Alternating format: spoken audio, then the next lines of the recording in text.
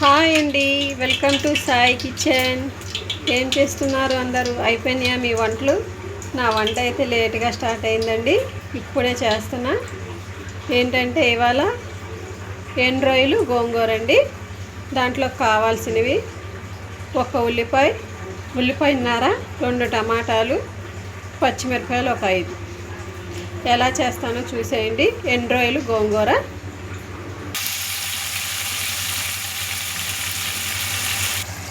దీంట్లో రుచికి సరిపడా ఉప్పు, పసుపు వేద్దామండి.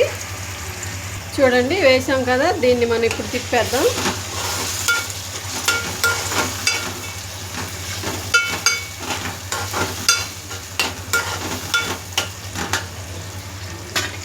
ఇది బాగా మగ్గాలండి. ఎండు రొయ్యలు ఒలిచాను, నానబెట్టాను. ఇది బాగా మగ్గిన తర్వాత వేస్తాను, చూపిస్తాను అది కూడా. చూడండి, ఎండు రొయ్యలు అండి ఒలిచేసి నానబెట్టాను, అరగంట నానబెట్టానండి. దీంట్లో ఉన్నది మట్టి అంతా పోవడానికి. ఇప్పుడు దీన్ని 2 సార్లు కడిగేసి ఉల్లిపాయలు, టమాటాలు దాంట్లో వేస్తాను, చూపిస్తాను అది కూడా, చూసేయండి. ఇవ్వండి, రొయ్యలు వేసేసాను. ఇది బాగా నూనెలో మగ్గాలి. మగ్గిన తర్వాత కారం వేస్తాను, చూపిస్తాను అది కూడా. ఈలోపు గోంగూర రుబ్బేస్తానండి, చూసేయండి అది కూడా.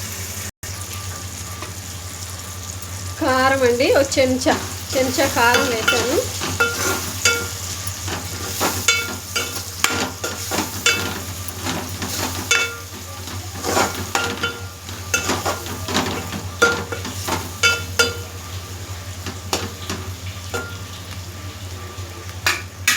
బాగా పట్టాలి రొయ్యలకి కారం. ఒక 5 నిమిషాలు వదిలేస్తే పట్టిద్ది.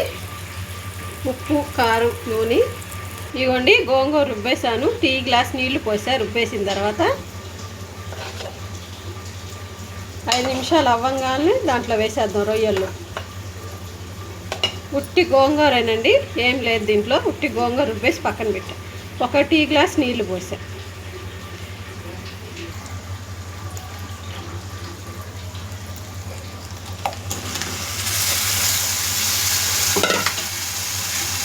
ఐదు నిమిషాలు అయిపోయిందండి, అందుకే గోంగూర వేసేసాను.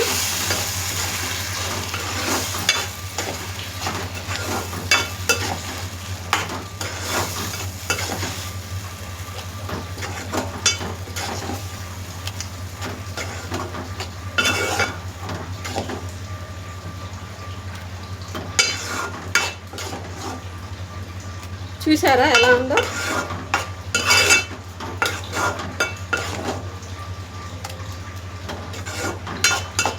అంతా కలిసిపోయిందండి. ఇప్పుడు ఉప్పు, కారం దీనికి కూడా పట్టేస్తుంది. దీంట్లో 1 టీ గ్లాస్ నీళ్లు పోద్దాం, దగ్గరగా ఉడుకుతుంది. చూడండి, ఉడుకుతుంది. 1 టీ గ్లాస్ నీళ్ళే పోస్తున్నాను, దగ్గర పడేలాగా. చాలా బాగా వాసన కూడా వస్తుంది, మంచిగా ఉడుకుతున్న వాసన. ఇదంతా దగ్గర పడిపోయిన తర్వాత చూపిస్తానండి నేను. ఉడికిద్దాం ఇది. చూసేయండి, చూసారా ఉడికేస్తుంది. ఉడికిపోయినట్టేనండి. ఇంకొక 5 నిమిషాలు ఆగితే దించేయచ్చు. గోంగూర కదా, అడుగు అంటుంది, అది తిప్పుతూనే ఉండాలి, అప్పుడైతేనే డాక్ పట్టుకోదు.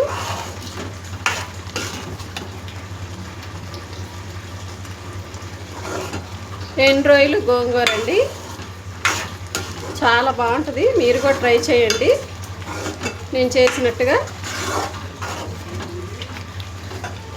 సూపర్గా వచ్చింది కూర కూడా. నచ్చితే లైక్ చేయండి, సబ్స్క్రైబ్ చేసుకోండి. ఇవాళ లంచ్ అయితే ఇదేనండి, వైట్ రైస్, ఎండు రొయ్యలు గోంగూర. ఉంటా మరి, అయిపోయిందండి కూర. ఉంటానండి.